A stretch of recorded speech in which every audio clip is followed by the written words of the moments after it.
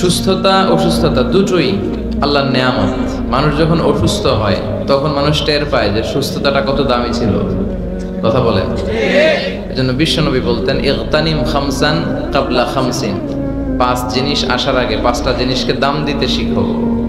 সিহহাতাকা কাবলা মারাদিক, তোমার রোগ আসার আগে সুস্থতার দাম দিতে শিখো। হায়াতাকা কাবলা মাউতিক, মৃত্যু আসার আগে জীবনের দাম দিতে শেখো। ফারাগাকা কাবলা শুগলিক, ব্যস্ত হওয়ার আগে অবসর সময়টাকে মূল্যায়ন করতে শিখো। তারপরে গানাকা কাবলা ফাকরিক, দারিদ্রতা আসার আগে ধনাঢ্যতার মূল্যায়ন করতে শিখো। আমরা অনেক সময় অনেক প্রিভিলেজ অপরচুনিটি আমরা পাই, কিন্তু এটাকে মূল্যায়ন করতে জানি না। এরকম আছে না নাই?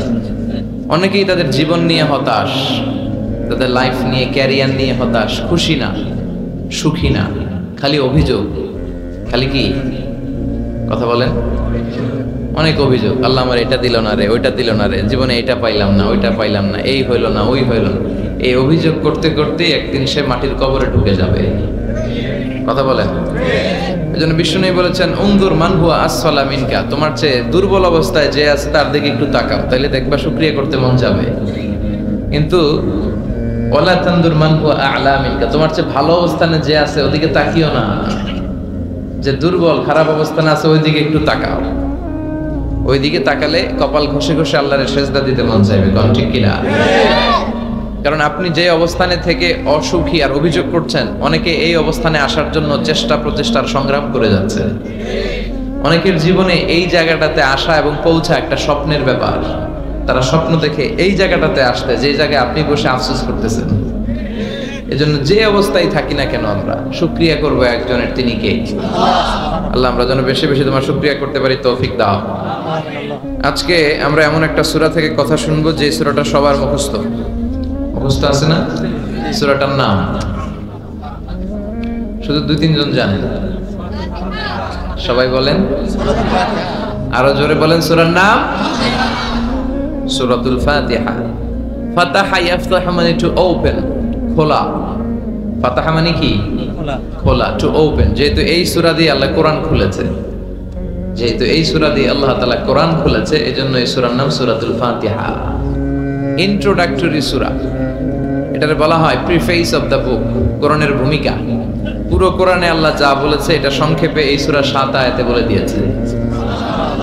আবার এই 7 আয়াতে আল্লাহ যা বলেছে এটার ব্যাখ্যা করলে পুরো কোরআন হয়ে যায়। এই সূরাটা সবার মুখস্থ আছে না? এটা এমন সূরা, এই সূরা ছাড়া নামাজ হয় না। হয়?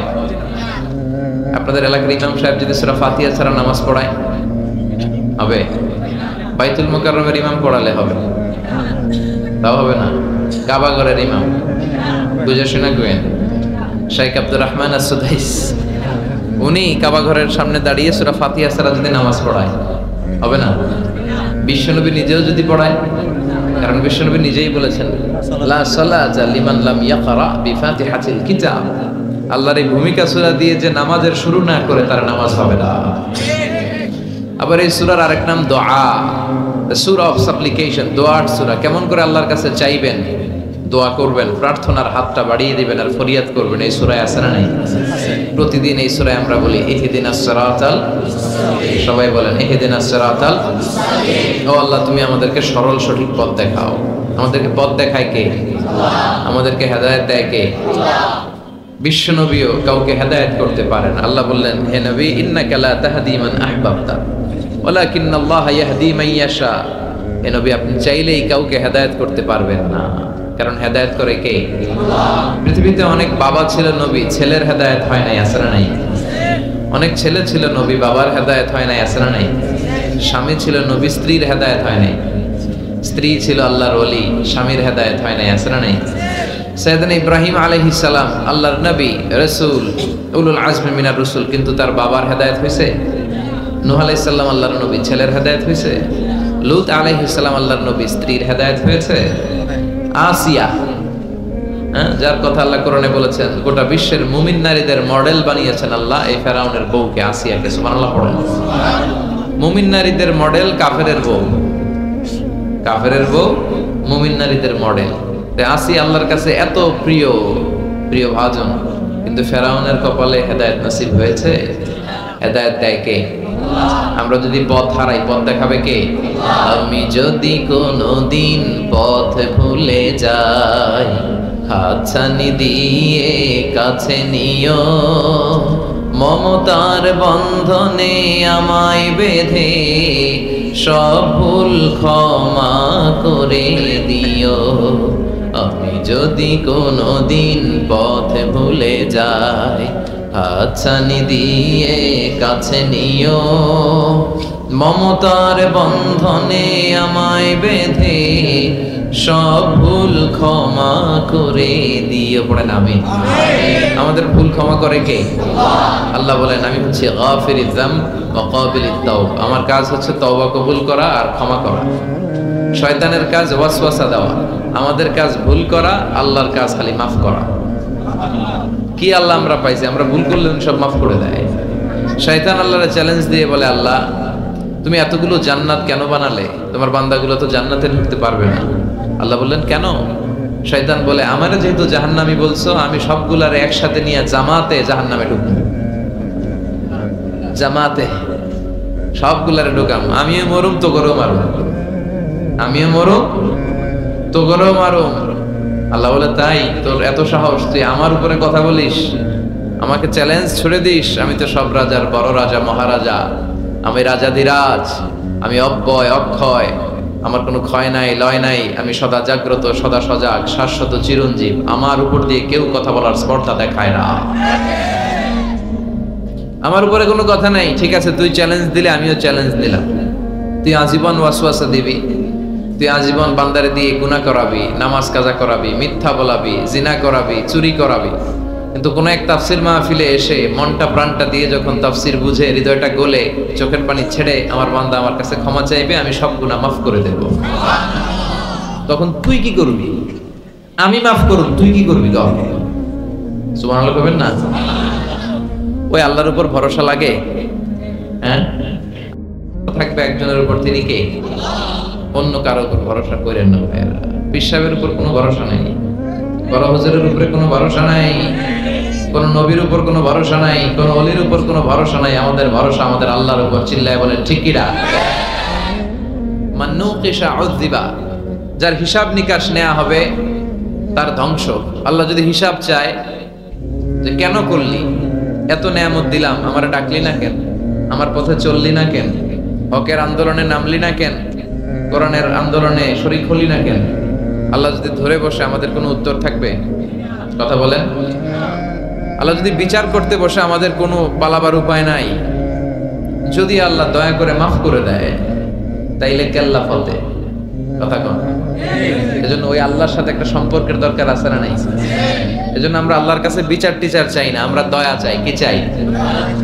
রোজ হাসরে আল্লাহ আমার করোনা বিচার, আল্লাহ করোনা বিচার। পড়েন আমিন। বিচার চাহি না তব দয়া চাহে, এ গুনাহগার আল্লাহ করোনা বিচার। ঠিক না? বিচার চাই না, আমরা রবের কাছে দয়া চাই, কারণ তার দয়ার কোনো শেষ নাই। ঠিক কি না? এজন্য সূরাতুল ফাতিহা এমন সূরা, যে সূরা না পড়লে কারো নামাজ হবে না। হবে? এই সূরা হচ্ছে সূরাতুদ দুআ, দোয়ার সূরা। আবার এই সূরা হচ্ছে সূরাতুশ শিফা, শিফার সূরা। অসুস্থ ব্যক্তির এই সূরা পড়ে ফু দিলে সুস্থ করে কে? আল্লাহ। বিশ্বাস হয়? সূরা ফাতিহা পড়ে আপনি ফু দিবেন, দেখবেন স্বাস্থ্যটা ভালো হয়ে গেছে। আলহামদুলিল্লাহ কইবেন না? যত বড় ধরনের রোগ হোক, আপনি যদি ফু দেওয়ার মতো ফু দিতে পারেন, আপনারা সুস্থ করে দিবে কে? আল্লাহ। তবে ঈমানটা পাকা হইতে হবে, আল্লাহর উপর বিশ্বাস থাকতে হবে। বিশ্বনবী সূরা ফাতিহা পড়ে রুকিয়া করতেন, ঝাড়ফুঁক। আমরা এখন তাবিজ ঝুলাই। কি ঝুলাই? বিশ্বনবী বলেন যে তাবিজ ঝুলায় সে শিরক করলো। যদি তাবিজে উল্টাপাল্টা জিনিস থাকে, কোরআনের আয়াত দিয়ে তাবিজ দিলে এটা নিয়ে ইখতিলাফ আছে। কেউ বলে এটা জায়েজ, যেহেতু কোরআনের আয়াত, কিন্তু অন্যান্য স্কলাররা বলে না, এটাও জায়েজ নাই, কারণ বিশ্বনবী আর সাহাবারা তো করে নাই। কথা বলেন। বিশ্বনবী সাহাবা যেই পথ আমাদেরকে দেখিয়েছেন, এর চেয়ে শ্রেষ্ঠ পথ হতে পারে? সাহাবারা বিশ্বনবী সাল্লাল্লাহু আলাইহি ওয়াসাল্লাম তাবিজ দেখলে ছিঁড়ে ফেলতেন। আপনি সৌদি আরবে, কাতার, কুয়েতে গেলে দেখবেন যে সৌদি আরবে উমরা করতে ঢুকলে এরকম তাবিজ হাতায়। যে তাবিজ টাবিজ পাওয়া যায় কিনা, পাইলে সব ছিঁড়ে ফেলবে। এজন্য তাবিজ পড়া যাবে, রুকিয়া করবেন। বাচ্চা অসুস্থ, সূরা ফাতিহা পড়ে ফু দেন, সূরা ইখলাস, সূরা ফালাক, সূরা নাস, এই 3 কুল পড়ে হাতে ফু দেন। মাথা থেকে শুরু করে হাত মাসে করতে করতে পা পর্যন্ত এভাবে মাসে করেন। আপনাকে সুস্থ রাখবে কে?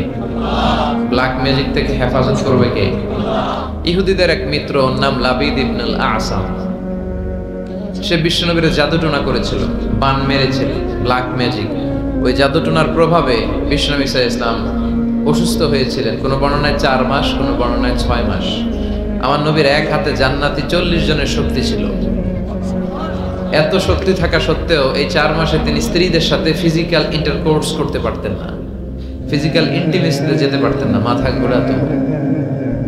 এমন ব্ল্যাক ম্যাজিক করেছে, এমন জাদুটোনা করেছে বিশ্বনবীকে। এই 4 মাস 6 মাস অসুস্থ থাকার পরেও বিশ্বনবীকে তাবিজ লাগিয়েছেন? কথা কও। বিশ্বনবী সূরা ফালাক আর সূরা নাস পরে নিজের গায়ে ফু দিয়েছেন, সুস্থ করে দিল কে? এজন্য এই সূরার নাম সূরাতুর রুকিয়া, সূরাতুশ শিফা। কোরআনের ভিতরে শিফা আছে না নাই?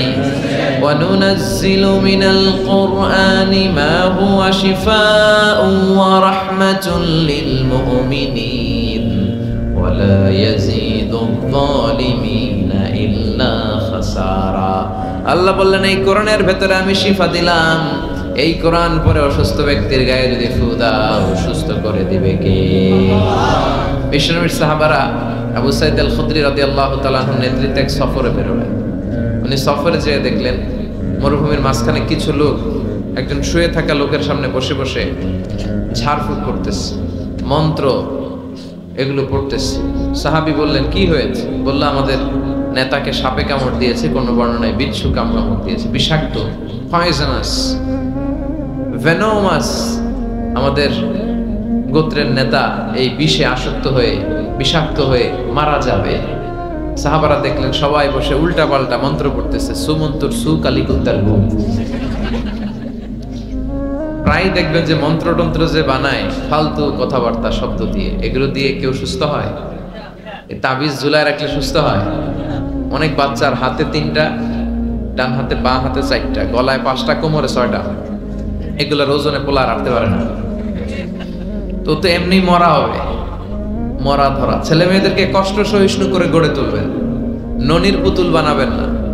ছেলে মেয়েদেরকে বিশ্বনবী বলেছেন সাঁতার শিখাও, আল্লিমু সিবিয়ানাকুম সিবাহা। কি শিখাও? সাঁতার। অনেকেই সাঁতার জানেন। ছেলেদেরকে জমিনে কিভাবে হাঁটতে হয়, আব্বু আব্বু হাঁটো বলে আপনি হাঁটা শিখান, তো পানিতে বললে কি করবেন? হ্যাঁ, ওইটাও শিখাবেন। আর রিমায়া, কিভাবে তীর মারতে হয় এটা শিখাও। তীর মারা আগে ছিল, এখন তীর নাই, এখন কিভাবে বন্দুক মারতে হয় শিখাবেন। কথা কন। ইসলামের প্রয়োজনে যুদ্ধ লাগলে এরকম যুদ্ধাবাজ আমাদের দরকার আছে না নাই? আমরা যে যুদ্ধা আমরা ভুললেই গেছি। খাইতে খাইতে ঘুমাইতে ঘুমাইতে ফার্মের মুরগি। কথা কন। ফিজিক্যাল ফিটনেস নাই। বিশ্বনবী ফিট ছিলেন, অলওয়েজ কিপ ফিট। বিশ্বনবী পরিশ্রম করতেন, ঘাম ঝরা পরিশ্রম। যাদের কাজগুলো পরিশ্রম কেন্দ্রিক না, তারা এক্সারসাইজ করবে। বিশ্বনবী প্রতি শনিবার মসজিদে নববী থেকে সকালে হেঁটে হেঁটে 5 কিলোমিটার দূরে একটা মসজিদ আছে, মসজিদুল কিবলাতাইন না, মসজিদে কুবা। এই মসজিদে কুবায় 5 কিলোমিটার তিনি হেঁটে হেঁটে যেতেন, যে 2 রাকাত সালাত পড়ে আবার 5 কিলোমিটার হেঁটে হেঁটে আসতেন। কি পাওয়ারফুল ছিলেন। সাহাবারা বলেন বিশ্বনবী যখন ঘোড়া হাঁকাতেন, ঘোড়া চিনেন আপনারা? কি বলেন? গুড়া। এই গুড়া যখন হাঁকাতেন বিশ্বনবী, সাহাবারা বলতেন বিশ্বনবী ঘোড়া হাঁকালে এত জোরে ওনার ঘোড়া ছুটতো, কয়েক সেকেন্ডের ব্যবধানে আমরা সামনে শুধু ধুলাবালি দেখতাম। বিশ্বনবীরও দেখা যায় না, ঘোড়াও দেখা যায়। সুবহানাল্লাহ বাড়িতে যায় বলে চিল্লায় পড়েন আল্লাহু আকবার। কি শক্তিশালী নবী, যিনি মক্কার একজন কুস্তিগির, যদিও বর্ণনাটা দাঈফ, কুস্তিগিরকে ধরে 3 বার আছাড় মেরেছেন, হারিয়ে দিয়েছেন। তার মানে শক্তি গায়ে বেশি না কম? সুবহানাল্লাহ পড়বেন না? তো এই সুমন্তর সু কালিকুত্তার গু, এগুলো দিয়ে কেউ সুস্থ হতে পারে? সুস্থ হতে হলে কার নাম লাগে? সুস্থ করে কে? অসুস্থ করে কে? তার নামটা লাগবে। তার নামে পড়ে ফু দিবেন। ইউরোপে আমেরিকাতে অনেক জায়গায় রুকিয়া সেন্টার আছে। কি সেন্টার? আমগো বাংলাদেশে আছে কবিরাজ সেন্টার, তাবিজ সেন্টার, বন্ডামির সেন্টার। ওখানে যারা ইসলাম প্র্যাকটিস করে খালেস ইসলাম প্র্যাকটিস করে। রুকিয়া সেন্টার, এই রুকিয়া সেন্টারে কোরআন সুন্নাহর আলোকে যে দোয়াগুলো পড়লে মানুষ সুস্থ থাকবে এগুলো শেখানো হয়। হাসান হুসাইন রাদিয়াল্লাহু তাআলা আনহুমা বিশ্বনবীর দৌহিত্র নাতি, সাইয়্যিদা শাবাব আহলিল জান্নাহ। জান্নাতে পুরুষরা যাবে, যারা ঢুকবে এদের নেতা হবে হাসান আর হুসাইন। বিশ্বনবী বলতেন এই দুইজন আমার রাইহানাতাইন। ওদের দেহের সাথে মাথা লাগিয়ে বিশ্বনবী ঘ্রাণ নিতেন, বলতেন এরা আমার পৃথিবীতে সুগন্ধি আর পারফিউম। সুবহানাল্লাহ পড়েন। এত ভালোবাসতেন, তাদের গায়ের এমন কোনো জায়গা নাই যে জায়গায় বিশ্বনবী চুমা দেয় নাই। এই হাসান হুসাইন অসুস্থ হলে বিশ্বনবী তাবিজ পড়াইছে? কথা কোক্কা পড়াইছে? বিশ্বনবী একটা স্পেশাল দোয়া পড়তেন, যাদের রেকর্ড চলতেছে রেকর্ড করে নেন। হাসান হোসেনকে এই দোয়াটা পড়ে ফু দিতেন, আউযু বিকালিমাতিল্লাহি তাম্মা মিন কুল্লি শাইতানিন ওয়া হাম্মা ওয়া মিন কুল্লি আইনিন লাম্মা। আই রিপিট, আমি আবার বলছি। তিনি পড়তেন আউযু বিকালিমাতিল্লাহি তাম্মা মিন কুল্লি শাইতানিন ওয়া হাম্মা ওয়া মিন কুল্লি আইনিন লাম্মা। এগুলো পড়ে ফু দিতেন। এই রুকিয়া সেন্টারগুলোতে গেলে এগুলো পাওয়া যায়। এজন্য বাংলাদেশে কবিরাজ সেন্টার বাদ দেন, এই ভণ্ডামির সেন্টার বাদ দিয়ে আপনারা ঝাড়ফুঁক করবেন। ঝাড়ফুঁকে বরকত আছে না নাই? বিশ্বনবীর শেখানো পদ্ধতিগুলো আমরা মানি না, এই জন্যই তো অসুস্থ। পেটে ব্যথা, মাথায় ব্যথা, ওই গ্যাস্ট্রিক আলসার, খালি রোগ আর রোগ, রোগ আর রোগ। বিশ্বনবী সাল্লাল্লাহু আলাইহি ওয়াসাল্লাম হেজামা করতেন। কি করতেন? হেজামা মানে হচ্ছে সিঙ্গা, যেটা ইংরেজিতে বলে কাপিং। কি বলে? তবে এটা বিশ্বনবীর পন্থায় করতে হবে। কিছু ওই যে আমাদের ওখানে বলে বাইদালি নারী, ওই যে সাপের ফনা দেখায়, কয় পক্ষুয়ায় জোখুয়ায়, সিঙ্গা লাগায়, সাপের খেলা দেখায়, এরকম আছে না? ওই এরা ভণ্ডামি, তুলার ভিতরে পোকা রাখে, পোকা রাখে এরকম ডলে আর কয় পক্ষুয়ায় জোখুয়ায় সব খোয়ায়। এই বললে তুলার ভেতর থেকে পোকাগুলো বেরিয়ে আসে, আসলে কিন্তু দেহের ভিতর থেকে বেরিয়ে আসে না। এগুলো ভণ্ডামি। ভণ্ডামির সাথে ইসলামের কোনো সম্পর্ক তো দিল বান্দা কালমা চোর, না পায় শ্মশান না পায় ঘোর, দিন থাকিতে আয়রে পথে ছাইড়া দে ভণ্ডামি। ভণ্ডামি ভণ্ডামি ভণ্ডামি, ছাইড়া দে ভণ্ডামি। ঠিক কি না? নামাজ কালাম পড়ে না, ইবলিশ শয়তানের নানা। এগুলো এখনো বাংলাদেশ থেকে যায় নাই, আমাদের জেহাদও বন্ধ হয় নাই। যতদিন এগুলো না যাবে, সব বাংলাদেশের জনগণ তাওহীদের ছাতায় না আসবে, এগুলোর বিরুদ্ধে আমরা বলেই যাবো। যেরকম ঠিক কিনা? নামাজ নাই, রোজা নাই, বিশাল মাজার, মাজারের উপর আবার মশারি, ওর বাবারে মশায় খায়। চিন্তা করছেন? মশা তাড়াইতে পারো না, আপনার কি করবে? এরপর অনেক ড্রাইভাররা মাজার দেখলে গাড়ি স্লো করে। কিরে স্লো করলি কেন? কয় বাবা অনেক গরম, গাড়ি মাগার উল্টায় দিবার পারে। কোন ভালো মানুষ এরকম গাড়ি উল্টায়? কথা কন। এগুলো তো ডাকায়। যারা গাড়ি উল্টায়, দুর্ঘটনার পরিস্থিতি করে, মানুষ মারে, এরা ডাকাত। এই ভণ্ডামি বাংলাদেশে এখনো আছে। বিশাল লাল শালু নীল শালু দিয়ে, এরপরে সামনে এভাবে যাইতে হবে বাবার দরবারে, পিঠ দেখানো যাবে না। ফেরার সময় আবার এমনি পিছনের দিকে ফিরতে হবে। আপনি উষ্টা খাইয়া পড়েন আর মরেন, পিঠ দেখাতে পারবেন না। এগুলোর সাথে ইসলামের কোনো সম্পর্ক আছে? বিশ্বনবীর সাথে যখন সাহাবারা দেখা করতে যাইতো, বিশ্বনবীর সাথে মুসাফা করে এভাবে উল্টা আসতো না, পিঠ দেখিয়ে ফিরে চলে আসতো। এই বিশ্বনবী কখনো ভণ্ডামিকে প্রশ্রয় দেয় না। চিৎকার করে বলেন ঠিক কিনা? তো এই ভণ্ডামি এই দেশে আছে, অনেক পীরের মাজার, হক্কানি পীর যারা, আমি কখনো এদের বিরুদ্ধে বলি না। কথা বলবেন না, বসেন। হক্কানি পীররা এদেশে অনেক খেদমত করেছে, এখনো করে যাচ্ছে। কিছু কিছু সমস্যা টুকটাক আছে, এটা সব দলেই আছে। কথা কন। তাদের হাতে হাত রেখে এই দেশে অনেক হিন্দুরা মুসলমান হয়েছে, আমরা ইতিহাসে পড়েছি। কারণ এটা হিন্দু অধ্যুষিত এলাকা ছিল, আশেপাশে হিন্দুরা থাকে ইন্ডিয়াতে। কথা কন। তাদের হাতে হাত রেখে আমাদের পূর্বপুরুষরা মুসলমান হয়েছে। উই ডু অ্যাপ্রিশিয়েট, এটাকে আমরা সাধুবাদ জানাই। কিন্তু আবার উল্টাপাল্টা থাকলে ওইটার বিরুদ্ধে আমরা বলবো। কথা কন। কিন্তু এই দরবার, পীরের নামে অনেক ভণ্ড দরবার ব্যাঙের ছাতার মতো বাংলাদেশে গড়ে উঠেছে। এদের শরীয়ত লাগে না, আহকাম লাগে না, এদের ইবাদত লাগে না, এরা এদের কার্যক্রমের নাম দিছে মারেফত।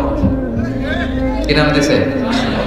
মারেফার মতো এত সুন্দর জিনিসকে নাম দিছে মারেফত। আসলে মারেফত না, ওগো দরকার মাইরের পথ। মাইরের উপরে কোনো ঔষধ নাই, নামাজ নাই, রোজা নাই, গলার মধ্যে কতগুলা যে লাগায়, বাবার শেষ নাই। সালা বাবা, তালা বাবা, সালা বাবার গায়ে খালি সালা, তালা বাবার গায়ে খালি তালা, আর ল্যাংটা বাবার গায়ে কিছু নাই। তারপরে সবাই কয় এই বাবার ভিতরে কিছু আছে, যা আছে সবই তো দেখা যায়। আল্লাহ অশ্লীলতা থেকে তুমি আমাদেরকে বাঁচাও। আমরা আমাদের ঈমান, আকীদা, ধর্ম, বিশ্বাসকে যেন তাওহীদের উপর ভিত্তি করে সংরক্ষণ করতে পারি। আল্লাহ তুমি তৌফিক দাও।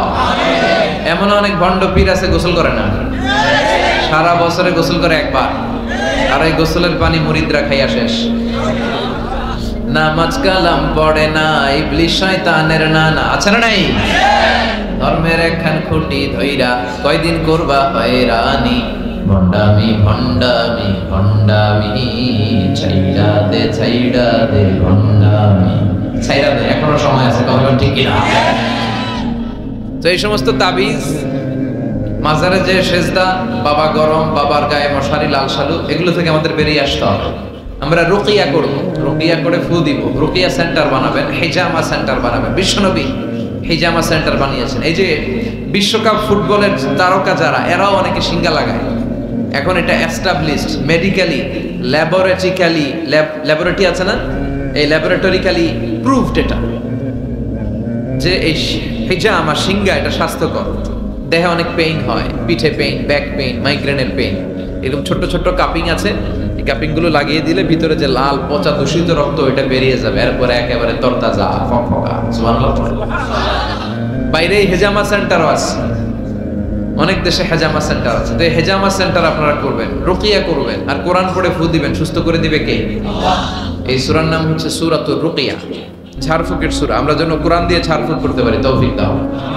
ভূত প্রেত, জাদু টোনা, পান মারা, এগুলোর জন্য সবচেয়ে বড় কোরআনিক মেডিসিন হচ্ছে আয়াতুল কুরসি। মুখস্থ আছে? আয়াতুল কুরসি পরে ফু দিলে জিনের বাদশাও তো সব তো করবেন সবাই। আয়াতুল কুরসি পড়বেন। বিশ্বনবী কালিজিরা খেতে বলতেন। কি খেতে বলতেন? কালিজিরা। এটা শিফাউন মিন কুল্লি দা ইল্লা সাম। বিশ্বনবী বলেছেন মৃত্যু ছাড়া এই কালিজিরা সব রোগের মহৌষধ। এই কালিজিরা শুধু একটা রোগ থামাইতে পারে না, রোগটার নাম মৃত্যু। কোনো কিছু থামাইতে পারে? বিশ্বনবী বলেন মৃত্যু ছাড়া সব রোগের মহৌষধ কালিজিরা। বিশ্বনবী মধু খেতেন। কোরআনে দুই জায়গায় শেফা আসছে। এক কোরআনের ক্ষেত্রে আল্লাহ বলছে শেফা, আবার মধুর ক্ষেত্রে কইছে শেফা। আল্লাহ বলছে ফিহি শিফাউন লিন-নাস, এই মধুর ভিতরে আমি আল্লাহ শিফা রেখেছি। চিল্লায় কোন সুবহানাল্লাহ।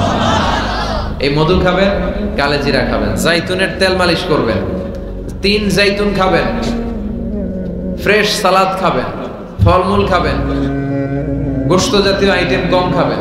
দেখবেন বিশ্বনবীর এই পন্থাগুলো মেনে চললে একজন লোক এমনি সুস্থ থাকতে পারে, ঠিক কি না? আল্লাহ তুমি বিশ্বনবীর শিখানো পন্থায় আমরা যেন জীবন চালাতে পারি, তৌফিক দাও। আবার এই সূরার আরেকটা নাম হচ্ছে সাবউম মিনাল মাসানি, নিত্য পাঠনীয় সপ্তবাক্য। এই সূরার ভিতর আয়াত কয়টা? সবাই বলেন। 7টা।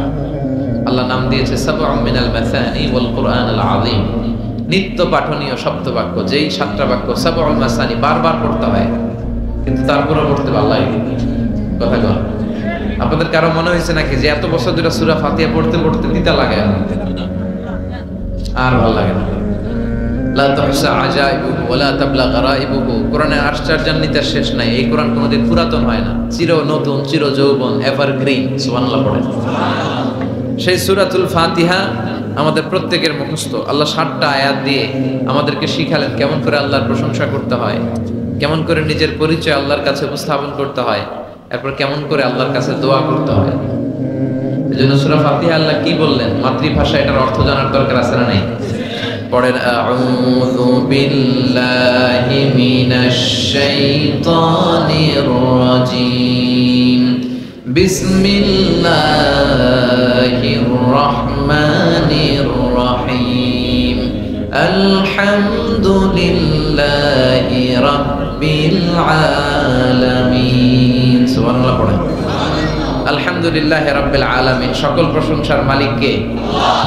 হামদুন মানি প্রশংসা, হামদুন মানি এর সাথে আলিফ লাম লাগালে হয় সকল প্রশংসা। প্রশংসার যত ডিজাইন হতে পারে, ক্যাটাগরি হতে পারে, যত রূপ হতে পারে, সব প্রশংসার মালিক একজন, তিনি কে? কোন ফাসিকের প্রশংসা করলে আল্লাহ রেগে যায়। আমরা অনেক সময় বাধ্য হয়ে অনেক ফাসিকের প্রশংসা করি, আছে না নেই? বিশ্বনবী বললেন ওয়াকানা যাইমুল কওমি আরযালাহুম, কিয়ামতের আগে সমাজের নেতৃত্ব স্থানীয় যারা চলে যাবে এরা হবে সবচেয়ে বদমাশ, সবচেয়ে বাটপার। চিল্লায় গেল ঠিক কিনা? তবে আমি জেনারেলাইজ করছি না, সব এলাকার নেতারা এরকম নয়, অনেক এলাকায় অনেক ভালো আছে। তো যারা ইসলামের পক্ষে না, যাদের মধ্যে ইসলাম নাই, যারা ডাকাত, সন্ত্রাস, চাঁদাবাজ, দুর্নীতিবাজ, এদের প্রশংসা যদি করা হয় আল্লাহ বলে আল্লাহর আরশ কেঁপে যায়। এটা মুদিহাল ফাসিক গাদিবার রব ওয়াহতাজ্জা লাহুল আরশ, যখন ফাসিকের প্রশংসা করা হয় আল্লাহ রেগে যায় আর আল্লাহর আরশটা থারথার করে কাঁপে। কোন ফাসিকের জন্য প্রশংসা নয়, প্রশংসা হয় সুন্দরের জন্য। সবচেয়ে সুন্দর কে? দুনিয়া সুন্দর, মানুষ সুন্দর, আসমান সুন্দর, জমিন সুন্দর, সুন্দরে সুন্দরে পাল্লা, জানি না কত সুন্দর তুমি আল্লাহ, জানি না কত সুন্দর তুমি আল্লাহ। সুবহানাল্লাহ। আল্লাহ যে কত সুন্দর এটা আমরা জান্নাতে যেয়ে দেখব ইনশাআল্লাহ। কইবেন না? উজুহু ইয়াউমাইযিন নাযিরা ইলা রাব্বিহা নাযিরা। আল্লাহ বললেন সেদিন সব পাগলের মতো আমার দিকে তাকিয়ে থাকবা। বিশ্বনবী বললেন ইন্নাকুম সাতারাউনা রাব্বাকুম আয়ানা কামা তারাউনা হাদাল কমার, এই পূর্ণিমার চাঁদকে তোমরা যেভাবে দেখো আল্লাহর ওই দিন ঠিক এইভাবে চাক্ষুষ নিজ চোখে দেখবা। জান্নাতীদেরকে আল্লাহ বলবেন ও জান্নাতীরা, নাজ নেয়ামত তোমাদেরকে যা দেওয়ার ওয়াদা দিয়েছিলাম সব পেয়েছো কি? সবাই বলে পেয়েছি। একজন কয় পাই নাই। কিরে কি পাস নাই? কয় আপনারই পাই নাই। সব পাইছি আপনারে পাই নাই। সুবহানাল্লাহ পড়েন। আল্লাহ বলবেন ঠিক আছে বস, আমারও পাবো। তখন আল্লাহ ওনার এই গুপ্ত সৌন্দর্য, এই রহস্যের ভান্ডার, ওনার সৌন্দর্যের আলোকচ্ছটা জান্নাতীদের কাছে প্রকাশ করে দিবেন। তার মানে আমরা সেদিন আল্লাহকে দেখব। আর প্রশংসা হয় সুন্দরের। আল্লাহর যে সুন্দর কেউ আছে? আল্লাহর প্রশংসা এই পৃথিবীতে সবচেয়ে বেশি করেছে বিশ্বনবী মুহাম্মদ সাল্লাল্লাহু আলাইহি ওয়াসাল্লাম। এজন্য ওনার নাম দুইটা সবচেয়ে প্রসিদ্ধ, দুইটাই কোরআনে এসেছে। এক মুহাম্মদ আর একটা হচ্ছে আহমদ। এই দুইটার মধ্যে আলহামদুর হামদুন আছে না নাই? মুহাম্মাদে মিম হা মিম দাল, হা মিম দাল আছে না নাই? আরেকটা হচ্ছে ইয়াতি মিন বাদি ইসমুহু আহমদ। এই আহমদের মধ্যেও আলিফ হা মিম দাল, এই হামদ আছে না নাই? বিশ্বনবী আল্লাহর সব চাইতে বেশি প্রশংসা করতেন। বিশ্বনবী কাঁদতেন আর আল্লাহর কাছে ক্ষমা চাইতেন। মা আয়েশা বলতেন ইয়া রাসূলুল্লাহ, আল্লাহ তো আপনার সব গুনাহ মাফ করে দিয়েছে, এত কান্না কিসের? বিশ্বনবী বলতেন আফালা আকুনা আবদান শাকুরা, ও আয়েশা আমি কি আল্লাহর শুকরগুজার প্রশংসাকারী বান্দা হব না? কিয়ামতের দিন বিশ্বনবীর হাতে একটা পতাকা থাকবে, পতাকাটার নাম হচ্ছে লিওয়াউল হামদ। পতাকার নাম এই সূরাতুল ফাতিহা যেই শব্দ দিয়ে শুরু হয়েছে এই শব্দটা থাকবে আলহামদু, মানে হামদের প্রশংসার পতাকা। এই পতাকাটা নিয়ে আমাদেরকে নেতৃত্ব দিতে দিতে বিশ্বনবী জান্নাতের দরজায় যেয়ে ধাক্কা মারবে। তার মানে সকল প্রশংসার মালিককে প্রশংসা করে শেষ করা যাবে। কত নেয়ামত আল্লাহ দিয়েছে। এই চোখের নেয়ামত। Human eyes can identify more than 10 million colors. বিজ্ঞানীরা বলে আমাদের চোখ 10 মিলিয়নেরও বেশি ধরনের রং শনাক্ত করতে পারে। দেখেন এই আমার আইপ্যাড এক কালার, আমার জুব্বা এক কালার, এইটা আরেকটু ডিপ, মিডল, হ্যাঁ মাইল্ড, এরপরে লাইট। এক কালারের মধ্যে, এক হলুদের মধ্যে কয়েক হাজার। এক yellow it has several types, এক black it has several types. কালোর মধ্যে হালকা কালো, পাতলা কালো, মিশানা কালো, ঝাঁঝালা কালো, এই কালো সেই কালো, কত কালো। 10 মিলিয়ন কালার্স। 10 মিলিয়ন, 1 মিলিয়নে 10 লাখ, 10 মিলিয়নে কত? 1 কোটি। আপনি আপনার চোখ দিয়ে 1 কোটি রং শনাক্ত করতে পারেন। সুবহানাল্লাহ নাই? এই দুটি চোখ দিয়েছো বলে দেখি যে কত অপরূপ, নয়না ফিরা ক্ষেত খামারের জুড়ায় জ্বালা বিধুর ধূপ, তোমার দেয়া চোখের শুকুর জানাবো তার ভাষা কই। যতই দেখি ততই যেন পলক ছাড়া চেরই। ঠিক কি না? যত দেখি, যত দূর যায় আমার দৃষ্টি, ততই দেখেছি তার সৃষ্টি। ঠিক কি না? তার সৃষ্টি, তার নেয়ামত, তার সৌন্দর্যের কোনো শেষ নাই, কোনো শেষ নাই। এজন্য আল্লাহর প্রিয় বান্দারা সবসময় প্রশংসা করে কার? আল্লাহর প্রশংসা করে শেষ করা যাবে? আল্লাহ প্রশংসাকারীদের ভালোবাসে না ভালোবাসে না? আসল মানুষ তো তারাই যারা সবসময় শুকরিয়া করে, এরাই মানুষ। এরাই কি 32টা কষ্ট ভেতরে চাপা রেখে 32 দাঁত দেখিয়ে আলহামদুলিল্লাহ বলে শুকরগুজার হওয়ার নাম মানুষ, ঠিক কিনা? সকল ব্যথার বোঝা বইতে পারে, সব জ্বালা যাতনাও সইতে পারে, বিপদ আপদ এলে আল্লাহকে ডাকে, তার দয়া করুণায় ভরসা রাখে, হারায় না হুঁশ, সেই তো মানুষ, সেই তো মানুষ, ঠিক কিনা? সব মুহূর্তে সে ভরসা রাখে একজনের উপর, তিনি কে? এজন্য আল্লাহ বললেন আলহামদুলিল্লাহি রাব্বিল আলামিন, সকল প্রশংসার মালিক হলো আল্লাহ। সকল প্রশংসা লিল্লাহি, আল্লাহর জন্য, যিনি হলেন রাব্বিল আলামিন, গোটা বিশ্বের রব। তিনি গোটা বিশ্বের রব। রব মানে হচ্ছে যার যখন যেটা দরকার তাকে তখন সেটা চাওয়ার আগে যিনি দিয়ে দেয় তার নাম রব। সুবহানাল্লাহ পড়ে। আমাদের যার যখন যেটা লাগে ওটা দেয় কে? ছোটবেলায় দাড়ির দরকার নাই, দাড়ি দেয়ও নাই, বড় হইছি দাড়ি দিয়ে দিছে। সুবহানাল্লাহ কোন? নাকি দাড়ির জন্য অ্যাপ্লিকেশন করছিলেন? Online application, I seek some beard in my cheek, আমি আমার গালে কিছু দাড়ি চাই। অনলাইন অ্যাপ্লিকেশন, সিরিয়াল নাম্বার 28 আছে? লাগে নাই। ছোটবেলা মায়ের পেট থেকে আসলাম, মায়ের দুধ খেয়েছি, শাল দুধ, 2 বছর দুধ খাইলাম। মায়ের দুধ খাওয়ার সময় দাঁত লাগে? কথা কয় না? দাঁত লাগে না, দাঁত দেয়ও নাই। যখন লাগে তখন দিছে। সুবহানাল্লাহ কইবেন না? আবার মায়ের পেটের ভেতরে যখন ছিলাম তখন আমারে খাওয়ালো কে? কোন ডাক্তারের ডাক্তারি, কবিরাজের কবিরাজি কাজে লাগে নাই। আমার নাভির সাথে আমার মায়ের জরায়ুর একটা লাইন দিয়ে 8 মাস 9 মাস আমারে অক্সিজেন বাতাস খাবার সরবরাহ করলো কে?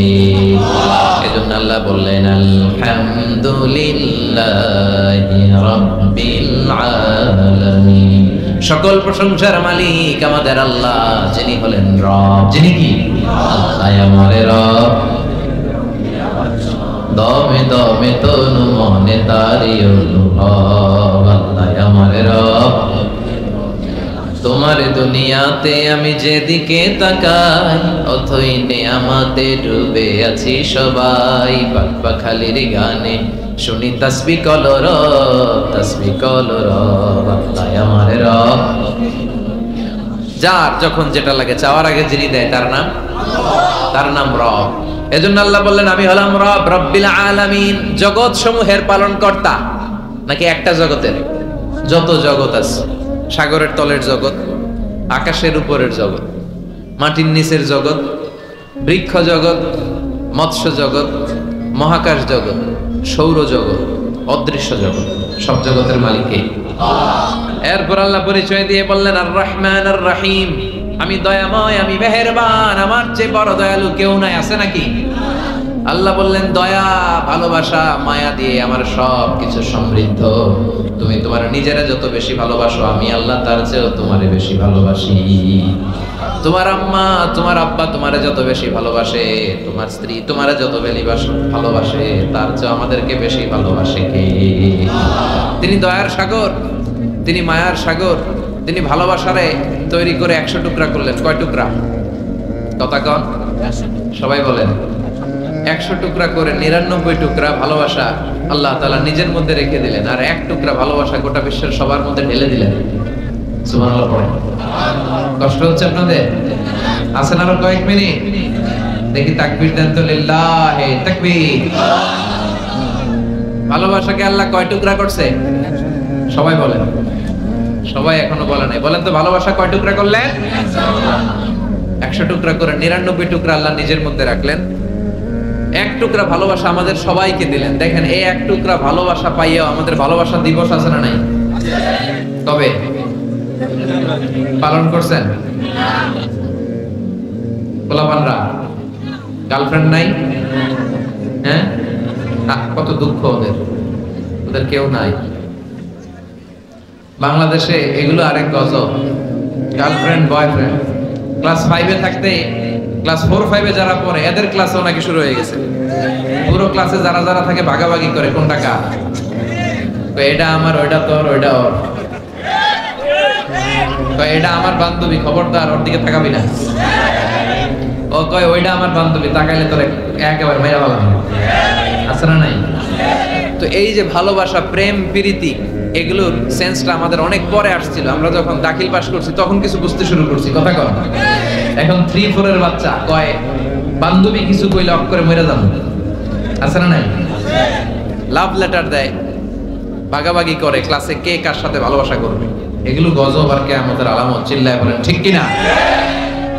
এক টুকরা ভালোবাসা পেয়ে দুনিয়াতে ভালোবাসা দিবস, ভালোবাসার গান। আবার আইয়ুব বাচ্চু মরার আগে গেয়ে গেল, সব ভালো তুই একা বাসিস নে, একটু ভালোবাসতে দিস মরে, একা কাশে তারা তুই ওই সব মুখস্থ, একা গুনিস নে। তো দেখেন এইভাবে গুনলে আমি আর কয়টা জানি, আপনারা আরো বেশি জানেন। এই ভালোবাসার কত গান, কত ফিল্ম, কত ঘটনা আপনারা জানেন। কিন্তু এই সবগুলো ভালোবাসা হচ্ছে এক টুকরার নমুনা। কয় টুকরা? তো এক টুকরার নমুনা যদি এইরকম হয় পৃথিবীতে, যার মধ্যে তিনি 99 টুকরা রেখেছেন, তার ভালোবাসা বেশি না কম? এরপরে সে আল্লাহ বললেন মালিক ইয়াউমিদ্দিন, আমি বিচার দিবসের মালিক, আমি এমন একটা দিবসের মালিক ওই দিনে আমার কথা ছাড়া কারো কথা চলবে না, ঠিক না? কিয়ামতের দিন সূর্যটা মাথার কাছে আসবে, আল্লাহর আরশের ছায়া ছাড়া কোনো ছায়া থাকবে না। সূর্যের তাপে মাথার মগজগুলো গলে, নাকের ছিদ্র কানের ছিদ্র দিয়ে গলে গলে টপ টপ করে পড়বে। সবার মুখে ইয়া নাফসি ইয়া নাফসি, জিহ্বাটা বেরিয়ে নাভি পর্যন্ত ঝুলবে। আল্লাহ আমারে বাঁচাও। নবীরাও বলবে আল্লাহ আমারে বাঁচাও। ওই দিনের মালিক কে? নাকি পীর সাহেব হুজুর, না বড় হুজুর, না ডোনাল্ড ট্রাম্প? ওই দিন কেউ আমাদের বাঁচাতে পারে? ওই দিনের মালিক কে? এরপর আমরা বললাম ইয়াকা না'বুদু ওয়া ইয়াকা নাস্তাঈন, আল্লাহ আমরা ইবাদত করি শুধুমাত্র একমাত্র আপনার, আপনার কাছেই সাহায্য চাই। কার কাছে সাহায্য চাইবেন? ছেলে দেয় কে? মেয়ে দেয় কে? ছেলে মেয়ে দুইটাই দেয় কে? ছেলেও দেয় না, মেয়েও দেয় না, তিনি কে? মনে থাকবে? নাকি মাজারে মানত করবেন? মাজারে গেলে সন্তান পাওয়া যায় না, অনেকে পায় বলে। হ্যাঁ, মাজারে মানত না করলে বলে সন্তান হয় না, কত বড় টাকা। তাহলে ছাগলের যে বাচ্চা হইলো, ছাগল কোন মাজারে মানত করছে? কথা বল। গরুর বাচ্চা হয় না বড় লেখায়? তো গরু কোন মাজারে যে মানত করে আসলে হুজুর? ভুয়া কথা। আমরা চাইবো, ফরিয়াদ করবো একজনের কাছে, তিনি কে? আমাদের যার যত চাওয়া সব যদি আল্লাহ পূরণ করে, আল্লাহর ধনভাণ্ডারের 1 ইঞ্চিও কমবে।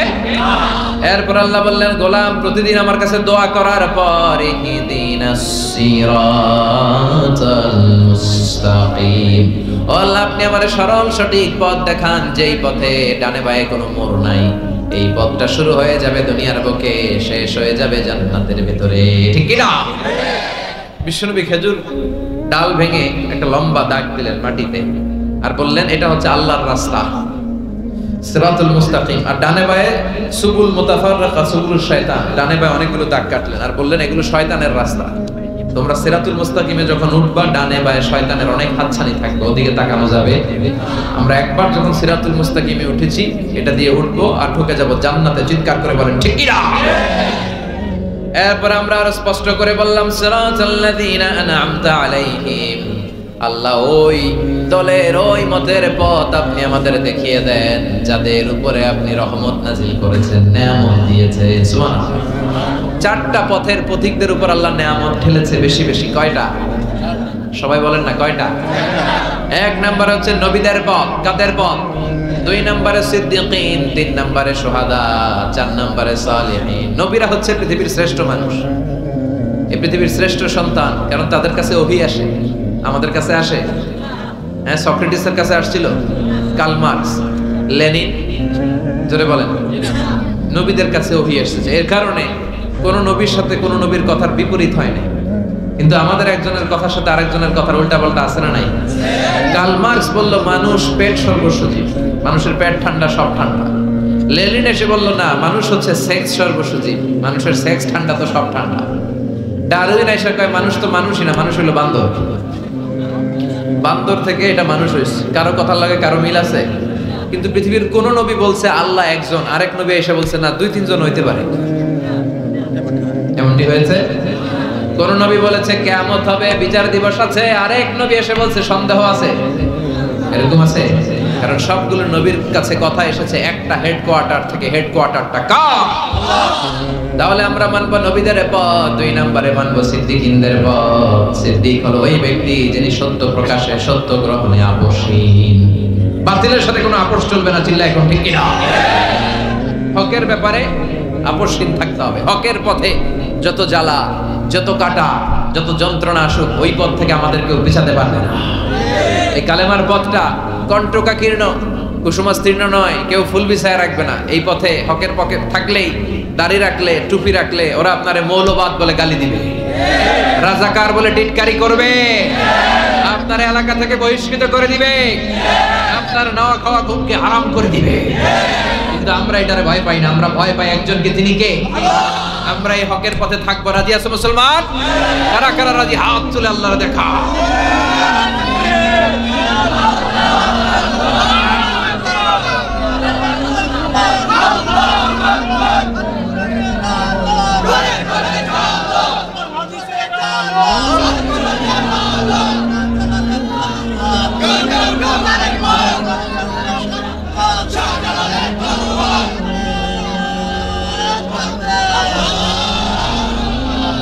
ইসলামের প্রতি আমাদের ভালোবাসাকে তুমি কবুল করো। আমরা যেন হকের পক্ষে থাকতে পারি, আমরা যেন আমৃত্যু পর্যন্ত এই হকের ব্যাপারে বাতিলের সাথে কোনো আপোষ না করি, তুমি তৌফিক দাও। এরপরে 3 নম্বরে শহীদদের পথ, 4 নম্বরে সালেহিনদের পথ। এরপরে আল্লাহরে বললাম, আল্লাহ এই 4টা পথ চাই, কিন্তু 2টা পথ চাই না। গায়রিল মাগদুবি আলাইহিম ওয়ালাদ-দাল্লিন, ইহুদিদের পথ চাই না, নাসারাদের পথ চাই না, ঠিক কি না? এরা আল্লাহর কিতাব পেয়েছে, তাওরাত ইনজিল পেয়েছে, কিন্তু ইনজিলের 12টা বাজিয়েছে। আমরা আমাদের কিতাবের একটা আয়াতও বিশ্বনবীর পর থেকে আজ পর্যন্ত কেউ চেঞ্জ করতে পারছে? এই কোরআনে যদি আগুন জ্বালায় দেয় কোরআন শেষ হয়ে যাবে? কিন্তু তাওরাত ইনজিল ওরা চেঞ্জ করেছে, এজন্য ওদের পথ আমরা চাই না। ওরা ওদের নবীদেরকে হত্যা করেছে, কিন্তু আমার নবীর জন্য আমার তাজা রক্ত আমরা বিলিয়ে দিতে রাজি, জোরে কোন ঠিক কিনা? 9 নম্বর, ওয়েক আপ আর্লি। সকাল সকাল ঘুম থেকে ওঠেন, সকাল সকাল কাজ শুরু করে দেন। সকাল সকাল ঘুম থেকে ওঠেন, সকাল সকাল। তো এটার জন্য তো রাতে দেরি করে ঘুমালে তো অনেক সুবিধা হবে, তাই না? রাতে কি করতে হবে? এখন এই মোবাইল আসার পরে ফেসবুক, ইউটিউব, ইনস্টাগ্রাম, টিকটক, ভালো কথা স্মরণ করছে না? টিকটক নিয়ে বয়ান দিয়েছিলাম তো একটা। টিকটক এর ব্যাপারে সোশ্যাল মিডিয়া হ্যান্ডেলস কিভাবে করতে হবে কিছু বার্তা দিয়েছিলাম। তো এগুলোর ব্যাপারে আমাদের সচেতন হইতে হবে। আমাদের রাতের আরামের ঘুমকে কেড়ে নিছে। আগে আমরা ছোটবেলা যখন আমি গ্রামে যেতাম, খেলাছে মানুষ কত আগে ঘুমাইতো? হ্যাঁ, কয়টায়? এশার নামাজ পড়া আমরা এখন যখন ঘুমাইতে যাই এদের অর্ধেক ঘুম শেষ তখন, ঠিক কি না? কি শান্তির ঘুম তারা দিত, কি সুস্থ তারা ছিল, কি হেলদি লাইফস্টাইল তারা, আমাদের দাদারা, আমাদের নানারা, আমাদের পূর্বপুরুষরা ওনারা করেছে। আর এই লাইটিং, ফাইটিং, এই চকচকা ইন্টারনেট, ওয়াইফাই সব কিছু শেষ করে দিয়েছে আমাদের, ঠিক কিনা? এই জন্য লাগাম ধরতে হবে, লাগাম। রাতে আগে ঘুমানোর চেষ্টা করতে হবে, প্রিয় ভাইরা, চেষ্টা করেন, হবে। তো আগে ঘুমাতে পারলেই আগে ওঠা যাবে। আমি হব সকালবেলা সবার আগে, কুসুম বাগে উঠবো আমি, পারা যাবে? সকাল সকাল ঘুম থেকে উঠে সকাল সকাল কাজ করা, এই কাজে বরকত বেশি। ব্যবসায়ী সকাল সকাল ব্যবসা প্রতিষ্ঠানে যান, স্টুডেন্ট সকাল সকাল পড়াশোনা রিভাইজ দেন, ব্রেনটা ফ্রেশ থাকে। সারা রাতের একটা সাউন্ড স্লিপের পরে পড়লেই মুখস্থ হয়ে যায়, ঠিক কিনা? বারাকা। কারণ রাসূল সাল্লাল্লাহু আলাইহি ওয়াসাল্লাম এই সময়টার জন্য স্পেশালি দোয়া করেছেন। তিনি বলেছেন, আল্লাহুম্মা বারিক লি উম্মতি ফি বুকুরিহা, হে আল্লাহ আপনি আমার এই উম্মতের জন্য বুকুর মানে সকালবেলার সময়টাতে আপনি বরকতময় করে দেন। রাসূলের দোয়ার বরকতে। রাসূল সাল্লাল্লাহু আলাইহি ওয়াসাল্লাম নিজেও সকালবেলা কখনো ঘুমাতেন না। অনেকের অভ্যাস থাকতে পারে, আস্তে আস্তে আমরা চেঞ্জ করবো, কি বলেন? আজকে একটা রিমাইন্ডার আপনাদেরকে দিলাম, ট্রাই করেন, একে অপরকে হেল্প করেন। আগে ঘুমানো, আগে ঘুম থেকে ওঠা। সকালে যারা ঘুমায় তাদের জীবনে বরকত কম, সকালে সকাল যারা কাজ করে এদের জীবনে বরকত বেশি। এটা পারা যাবে ইনশাআল্লাহ। 9 এবার 10 নম্বর। 10 নম্বর হচ্ছে, এবার আসছে আসল জিনিস, খুশি হয়ে যাবে সবাই, বিয়ে করা।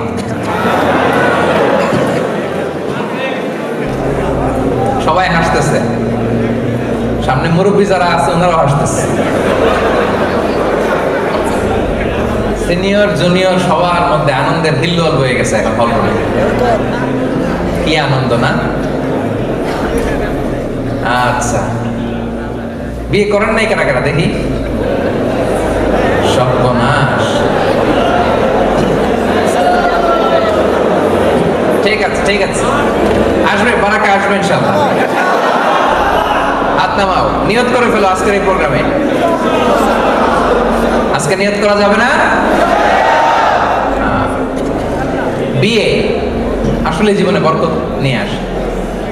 যারা বিবাহিত আপনারা খেয়াল করেন, বিয়ের আগের জীবন পরের জীবন, বিয়ের পরে বরকত আসে। কেন বরকত আসে? আমি আমার ব্যক্তিগত জীবন থেকেও যদি বলি, বিয়ের আগের জীবন পরের জীবন অনেক পার্থক্য। বিয়ের পরে শুধু বরকত আর বরকত। কেন বরকতটা আসে? কারণ বিয়ে মানুষকে অ্যাক্টিভ বানায়। তো অ্যাক্টিভ, বিয়ে করলে আপনি অ্যাক্টিভ হবেন। কারণ বিয়ের আগে আপনি একা, যেখানে মনে চায় থাকতে পারেন, যেখানে মনে চায় শুইতে পারেন, খাইতে পারেন। বিয়ের পরে দুইজন, এখন তো যেখানে থাকা যায় না সেখানে। একটা যদি বেবি হয় তখন তো আরো অনেক কিছু লাগে। যদি থাকে 2 পা, যেথা খুশি সে থাজা। যদি হয় 4 পা, ভাত কাপড় দিয়ে যা। আর যদি হয় 6 পা, সাথে করে নিয়ে যা। দেখছেন অবস্থা? তো দেখেন, আমার দায়িত্ববোধ বেড়ে গেল, রেসপন্সিবিলিটি বেড়ে যায়। একা একা যেখানে থাকি, খাই ঘুমাই।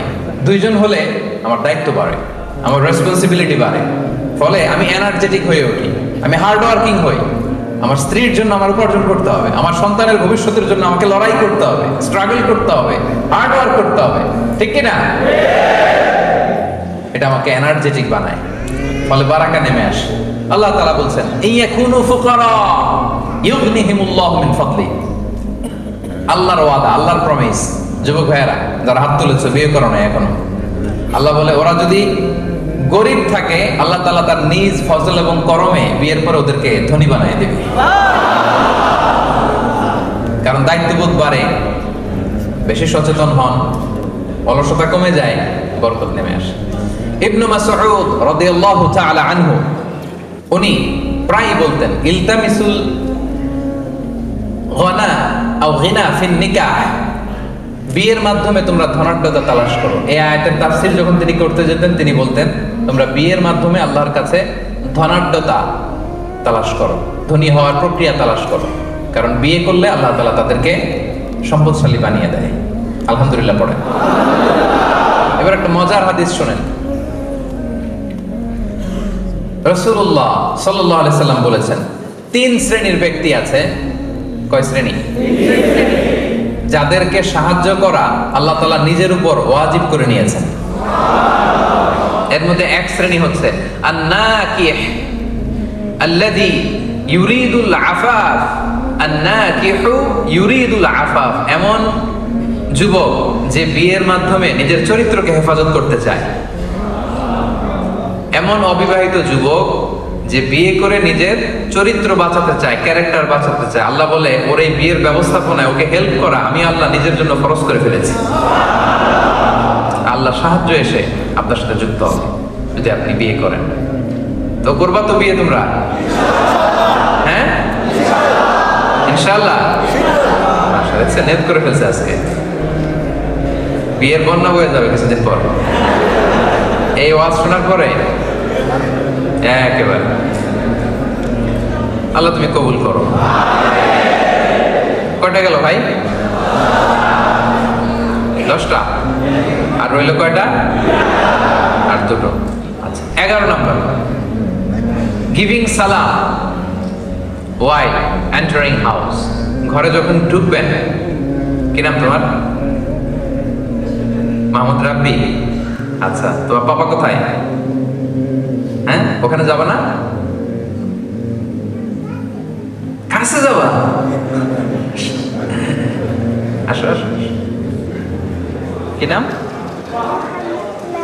মাশাআল্লাহ, ঠিক আছে, বাবার কাছে চলে যাও, আপুর কাছে যাও। মাশাআল্লাহ, এরাই আগামীর বাংলাদেশ, ঠিক কিনা?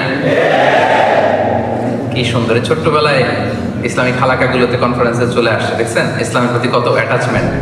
এই বিয়ে করলে এরকম বেবি পাওয়া যাবে।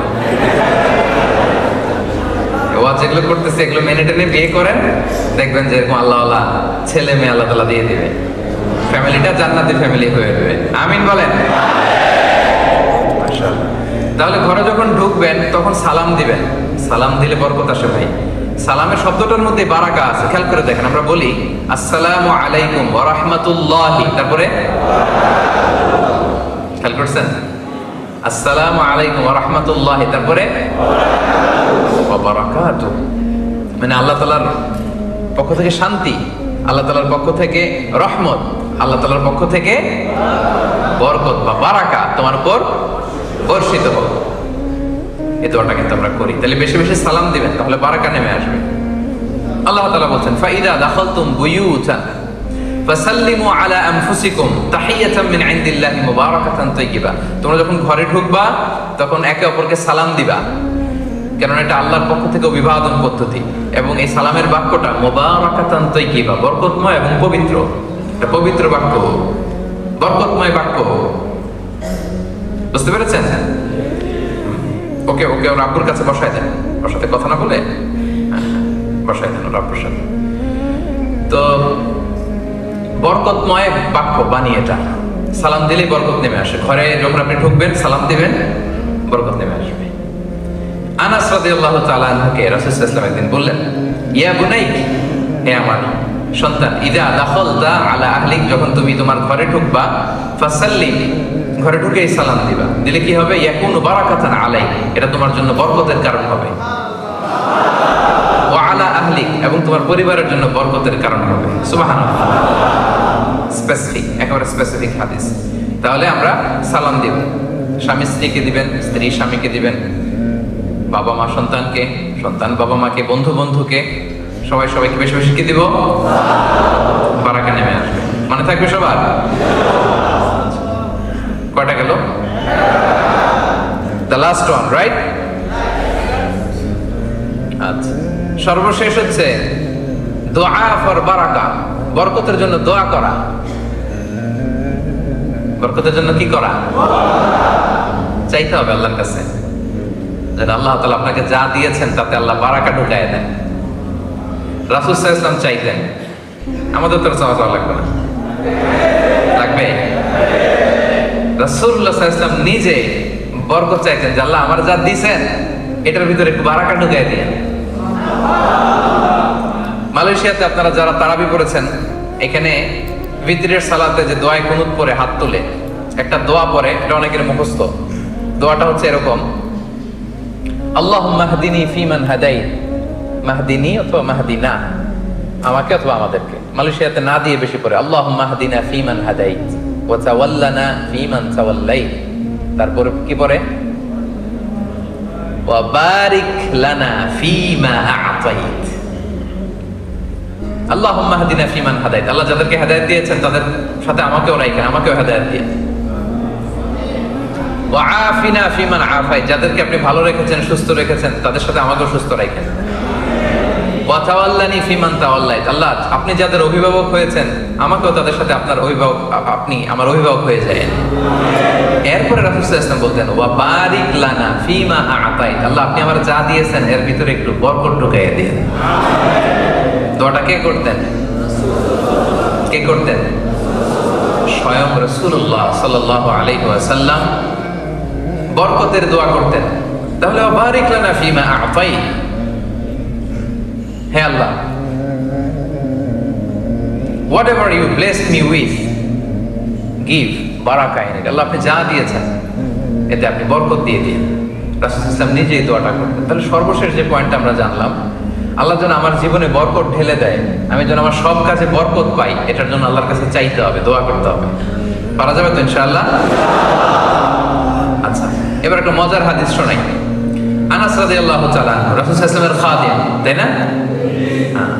ওনার মা উম্মে সুলাইম রাসূল সাল্লাল্লাহু আলাইহি ওয়াসাল্লামের ঘটনা হয়তো অনেকে জানেন। মদিনায় যখন আসছে তখন সবাই রাসূল সাল্লাল্লাহু আলাইহি ওয়াসাল্লামকে অনেক হাদিয়া দিচ্ছে।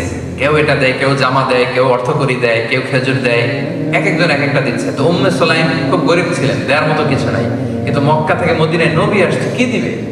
মনটা তো ফেটে যায়, দিতে মনে যায়। গেলেন, ছোট্ট আনাসকে হাতে নিয়ে গেলেন, যে বলেন ইয়া রাসূলুল্লাহ, সবাই আপনারা হাদিয়া দেয়, আমি হাদিয়া দেওয়ার মতো এমন কিছুই আমার নাই। আমার একটা ছোট্ট ছেলে আছে আনাস, এই আনাসরে আমি আপনারা হাদিয়া দিয়ে দিলাম। খোয়াইদিমুকা আনাস, করে খাদেম হিসেবে রাখেন, বেশি কিছু করতে পারবেন না। আপনার ওযুর পানিটা এনে দিবে, আপনার জামাটা রেখে আসবে, মেসওয়াকটা নিয়ে পিছনে পিছনে ঘুরবে। আল্লাহু আকবার! কি ব্লেসড সাহাবী ছিলেন, রাসূল সাল্লাল্লাহু আলাইহি ওয়াসাল্লামের খাদেম হতে পেরেছেন। এবার শুনুন ওনার জীবনে কি বরকত নেমে আসছে। তো ওই সুযোগে মা একটু রাসূল সাল্লাল্লাহু আলাইহি ওয়াসাল্লামের কাছে দোয়াও চেয়ে নিয়েছে, যে বলেছে রাসূলুল্লাহ, খাদিমুকা আনাস উদউল্লাহ লাহু, তার তো খাদেম হিসেবে দিয়ে দিলাম, তার জন্য আপনি একটু দোয়া করে দিন। রাসূল সাল্লাল্লাহু আলাইহি ওয়াসাল্লাম দোয়া করলেন। এক নাম্বার বলেন আল্লাহুম্মা আকসির মালাহু ওয়া ওয়ালাদাহু, হে আল্লাহ আপনি আনাসের সম্পদেও বরকত দিন, সন্তানেও বরকত দিন। ওয়া বারিক লাহু ফিমা আ'তাইতাহু, আর আপনি যা দিবেন আল্লাহ এটাতে একটু বরকত দিয়ে দিন। রাসূলুল্লাহ সাল্লাল্লাহু আলাইহি ওয়াসাল্লাম স্বয়ং দোয়া করছেন, আল্লাহ যা দিয়েছেন বা দিবেন বরকত দিয়ে দিন। কি বরকত হয়েছে শুনেন। আনাস রাদিয়াল্লাহু তাআলা আনহু বলেন, ওনার জীবনে এই বরকতের কারণে ওনার সব মিলে সন্তান হয়েছে 82 জন। ওই যে রাসূল সাল্লাল্লাহু আলাইহি ওয়াসাল্লাম মুখ দিয়ে বের হয়ে গেছে, আল্লাহ সন্তানে বরকত দিয়ে দিয়ে। ছেলে মেয়ে কজন হয়েছে? 82। আপনার কয়জন? হ্যাঁ, আমাদের কয়জন বর্তমান সময়ে? আল্লাহু আকবার, 2 জন 4 জন, এই তো আমাদের ফ্যামিলি, তাই না? 82 জন, 80 জন ছেলে, 2 জন মেয়ে। বারাকা, বরকতের কি পাওয়ার দেখেন। এরপর আনাস রাদিয়াল্লাহু তাআলা আনহু বলতেন, রাসূল সাল্লাল্লাহু আলাইহি ওয়াসাল্লামের দোয়ার বরকতে মদিনাতে অন্যদের মতো আমারও খেজুর বাগান ছিল। সবার খেজুর বাগানে বছরে খেজুর হতো একবার, আমার খেজুর বাগানে বছরে খেজুর হতো 2 বার। রাসূল সাল্লাল্লাহু আলাইহি ওয়াসাল্লামের বরকতের দোয়া। এজন্য বরকতের জন্য দোয়া চাইতে হয়। আল্লাহ আমাদের জীবনে আপনি যা দিয়েছেন তাতে আপনি বরকত ঢেলে দিয়ে। সবাই আওয়াজ করে পড়েন আমিন। বিশেষ করে কোনো নিউ কাপল বিয়ে করে রাসূল সাল্লাল্লাহু আলাইহি ওয়াসাল্লামের কাছে আসলে রাসূল সাল্লাল্লাহু আলাইহি ওয়াসাল্লাম বরকতের দোয়া করতেন। নতুন কেউ আসলে রাসূল সাল্লাল্লাহু আলাইহি ওয়াসাল্লাম দোয়া করতেন, বারাকাল্লাহু লাকুমা ওয়া বারাকা আলাইকুমা ওয়া জামাআ বাইনাকুমা ফি খাইর। আল্লাহ তোমাদের দুজনের মধ্যে বরকত দেয়, বরকতের উপর তোমাদেরকে একত্রিত রাখুন। নতুন স্বামী স্ত্রী আসলেই তাদের জীবনে যেন এই দাম্পত্য জীবন যেন বরকতময় হয়, রাসূল সাল্লাল্লাহু আলাইহি ওয়াসাল্লাম এই দোয়াটা করে দিতেন। পারবেন না এই দোয়াটা করতে? সুন্নাহর সাথে থাকি আমরা, সুন্নাহর সাথে থাকলে বরকত পাবো। এই দোয়াটা মুখস্থ করে নেবেন, বারাকাল্লাহু লাকুমা ওয়া বারাকা আলাইকুমা ওয়া জামাআ বাইনাকুমা ফি খাইর। এই দোয়াটা করবেন। এবং মদিনাতে যখন সিজনের প্রথম খেজুরটা আসতো, প্রথম ফলটা আসতো, আনসারী সাহাবারা এই খেজুরের থোকা নিয়ে রাসূল সাল্লাল্লাহু আলাইহি ওয়াসাল্লামের কাছে আসতেন, যাতে রাসূল সাল্লাল্লাহু আলাইহি ওয়াসাল্লাম দোয়া করে দেয়। রাসূল সাল্লাল্লাহু আলাইহি ওয়াসাল্লাম দোয়া করতেন, আল্লাহুম্মা বারিক লানা ফি সামারিনা, আল্লাহ আমাদের মদিনার ফলে বরকত দিয়েন, মদিনার ফল ফসলে বরকত দিয়েন। ওয়া বারিক লানা ফি মাদিনাতিনা, আল্লাহ আমাদের মদিনা শহরে বরকত দিয়েন। সুবহানাল্লাহ। এই বরকতের প্রভাব কি মদিনায় গেলে বুঝবেন। মদিনার মাটিতে বরকত, মদিনার বালুতে বরকত, মদিনার বাতাসে বরকত, কারণ এই বাতাসে মিশে আছে বিশ্বনবীর ঘ্রাণ। সুবহানাল্লাহ পড়েন। কি যে বরকত, মদিনায় গেলে আত্মাটা প্রশান্ত হয়ে যায়। ওই যে রাসূল সাল্লাল্লাহু আলাইহি ওয়াসাল্লাম দোয়া করেছেন, আল্লাহ মদিনার ফলে বরকত দেন, মদিনার পাটখারায় বরকত দেন, মদিনার সবকিছুতে, ওজনে বরকত দেন, ফল ফসলে বরকত দেন, এই শহরে বরকত দেন। রাসূল সাল্লাল্লাহু আলাইহি ওয়াসাল্লামের বরকত, বরকতের দোয়া। এবং রাসূলুল্লাহ সাল্লাল্লাহু আলাইহি ওয়াসাল্লাম তিনি রজব মাস যখন আসতো, রজব মাস, তখন থেকেই দোয়া করতেন, আল্লাহ আপনি রমাদানে পৌঁছে যান আমাদেরকে। তিনি একটা দোয়া করতেন, রজব মাসে আসলে তিনি বলতেন, আল্লাহুম্মা বারিক লানা ফি রজব ওয়া শাবান ওয়া বাল্লিগনা রমাদান। আল্লাহুম্মা বারিক লানা ফি রজব ওয়া শাবান ওয়া বাল্লিগনা রমাদান। অর্থাৎ হে আল্লাহ, রজব এবং শাবান মাসে আপনি বরকত দেন, আর রমাদান পর্যন্ত আপনি আমাদেরকে পৌঁছে দেন। তাহলে সবশেষে আমরা জানলাম যে বরকতের জন্য দোয়া করতে হবে আল্লাহর কাছে। পারা যাবে? বেশি বেশি আল্লাহ তাআলার কাছে চাইতে হবে, দোয়া করতে হবে, তাহলে আল্লাহ তাআলা বারাকা দিবেন। আমাদের জীবনটা বরকতময় হয়ে উঠবে। আল্লাহ তাআলার স্পেশাল মার্সি এবং ব্লেসিংস দিয়ে আমাদের জীবনটা সিক্ত হয়ে যাবে। মনে থাকবে সবার? কয়টা বললাম? 12টা? 11টা না? মনে আছে? বলতে পারবেন? বলেন আমার সাথে সাথে। 1 নম্বরে কি ছিল? কি ছিল? তাকওয়া। কার ভয়? সবসময় হৃদয়ে কার ভয় থাকবে? সবসময় মনে থাকবে Allah is watching me, Allah is observing me. Allah আমাকে দেখছেন, তিনি সব দেখতে পান। কেউ তাকে দেখে না, কিন্তু তিনি সব দেখেন, ঠিক কিনা? কেউ যেটা দেখে না সেটা দেখে কে? সেটা আল্লাহ তাআলা দেখেন। তাহলে আল্লাহর ভয় যদি জীবনে থাকে, বারাকা নেমে আসবে। 2 নাম্বার, অ্যাটাচমেন্ট উইথ দা কোরআনের সাথে অ্যাটাচমেন্ট বাড়াবেন।